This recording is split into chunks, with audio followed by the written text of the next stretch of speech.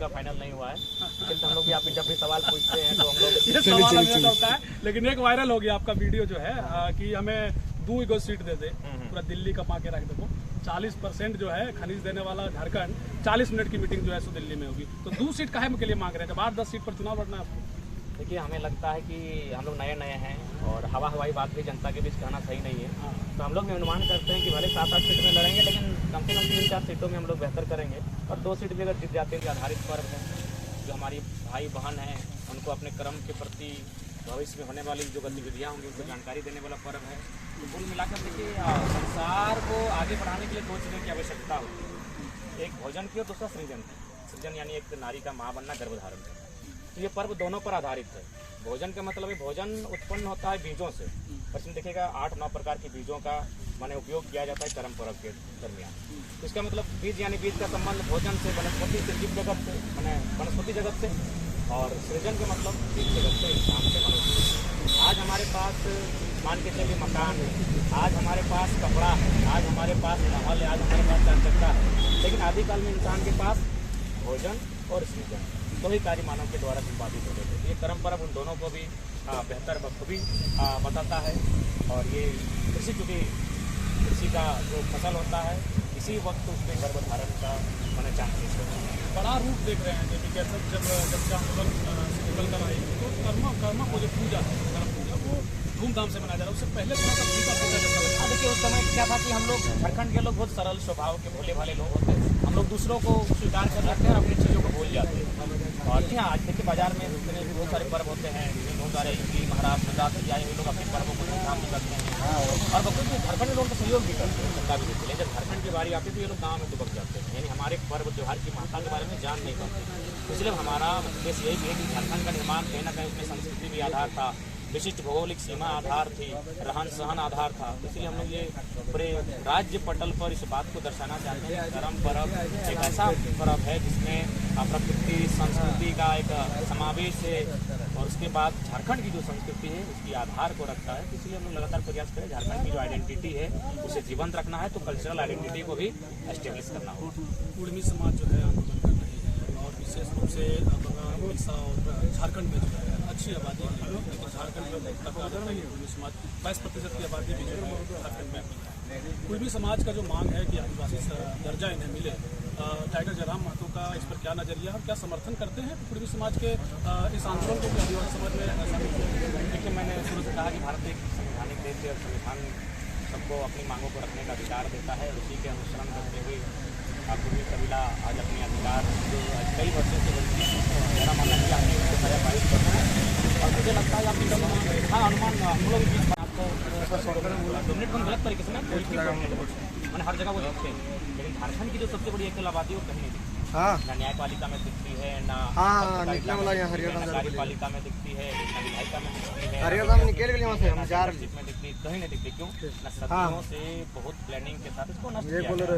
इसलिए आज ये लड़ाई उनकी आइडेंटिटी की है, अपने आप को जिंदा रखने की। क्योंकि हाल ही फिलहाल देखिएगा आपको 2011 की जनगणना में बताया गया था कुड़माली भाषा बोलने वाले 43 ताज्जुब की बात है, हैरानी की बात है।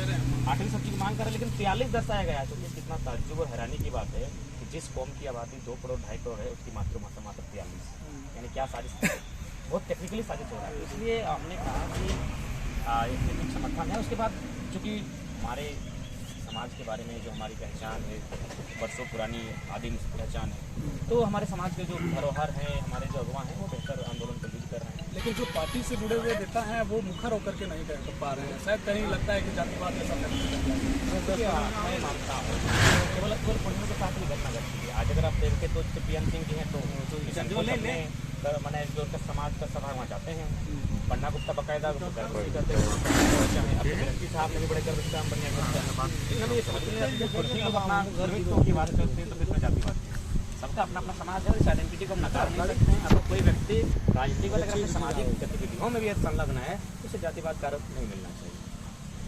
अभी हम कोनार डैम गए थे, जो है वहाँ तकरीबन जब गए वहाँ ग्राउंड रियलिटी से जब वाकिफ हुए तो पता चला कि जयराम महतो वाकई में जो कह रहे हैं वो वाकई में झारखंड के लिए है। ये थोड़ा गहराई से समझने वाला विषय होता है। 26 गांव के लोगों ने जमीन दी थी।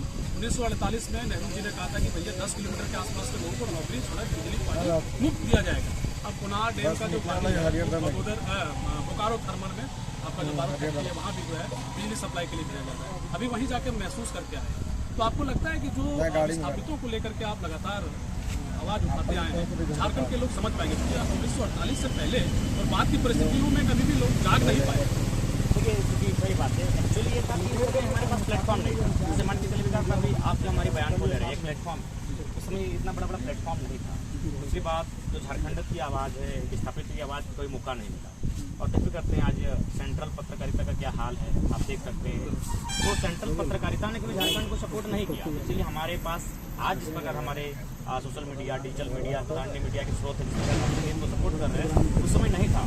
चलिए 95, 90 साल, 100 साल के बूढ़े जब मैंने अब मरने की अवस्था में तो बोलते हैं उस लड़का से एक बार मिलाओ, हमको मैंने मरने पर उसको देखना चाहते हैं, उस बार मिलना चाहते हैं। तो एक दो बार मिले हैं तो बूढ़ा लोग क्या बोलते हैं पता है? अरे छुआ तो आज से 30-40 साल पहले कहा ना पैदा हली रे, अगर तब पैदा भेतली अरे बतिया जो तो आज बोलो ही तखन बोलतली तो हमारे 4-5 एकड़ जमीनवा पाँच देते जमीनवा ना बेचलिए, इतना बर्बादी ना बेचल। इसका मतलब उस समय एक्सप्लेन करने वाला अगर होगा भी उसको मौका नहीं मिलता था, जिस प्रकार आज हमें मिला। हमें जो प्लेटफॉर्म मिला हो सकता है और आसान नहीं है। 4 घंटा हम बात को रखते हैं, मुझे लगता है आसान नहीं है कि एक व्यक्ति 4 घंटा कंटिन्यू अभी बगोदर से जा रहे हैं, देखिए लगेगा 2 घंटा सफ़र का, फिर वहाँ अटेंड करेंगे, फिर वहाँ से निकलेंगे चार्ज के लिए।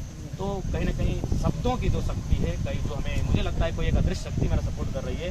ये शब्दों की शक्ति अगर उस समय भी होती और इस प्रकार के अगर व्याख्यान किए जाते और प्लेटफॉर्म होते तो उस समय भी लोग जागरूक होते। लेकिन चलिए अब क्या करें, इसीलिए तो आज हम लोग झारखंड के लोग खड़े हुए कि आप इसके बाद और नुकसान सहने की स्थिति हम लोग। देखिए, जब जेबी केसेस का विस्तार कई जगह हो रहा था तो कई युवाओं ने कहा कि भाई जैसा कि आपने कहा कि पहले आप क्यों नहीं थे, यही बात उन्होंने भी कहा कि टाइगर जयराम मतलब आने वाले जो समय है, अगर हम 10-20 साल की बात कर लें तो ऐसा आंदोलनकारी फिर मिलने वाला नहीं है। तो एक आंदोलनकारी तो आ गया है जो अब झारखंड को बदलने की बात कह रहा है, लेकिन मेंटल जो इसका मेंटेनेंस एक तरीके से कह लीजिए, जो एक आपकी टीम है उसको मजबूती बल मिल रहा है या पॉलिटिकल रूप से हायर करने का? नहीं, अब मिल रहा है। क्योंकि अगर बहुत जगह हम देखें, जैसे कोल्हान में मजदूरों ने हड़ताल किया था, हमारी गैर हाजिरी में सफलता मिली। मैथन में भी 6 दिन का आंदोलन था, 2 दिन हम उपस्थित रहे, रात दिन रहे 2 दिन हम भी, लेकिन बाकी 4 दिन हमारे जेबी के साथी थे, वहाँ भी सफलता मिली। आपका यहाँ जो आंदोलन किए 3 माताएँ दब गई थी मिट्टी के नीचे, मलबे के नीचे, वहाँ भी 4 दिन बाद उनको इंसाफ मिला। हम वहाँ रात में ही गए, यानी बाकी दिन भर हमारे संगठन के साथ जी रहे हैं। यानी ऐसा नहीं है, संगठन विस्तार हो रहा है, संगठन मजबूत भी हो रहा है और जेबी केसेस का अब रुतबा कद बढ़ रहा है।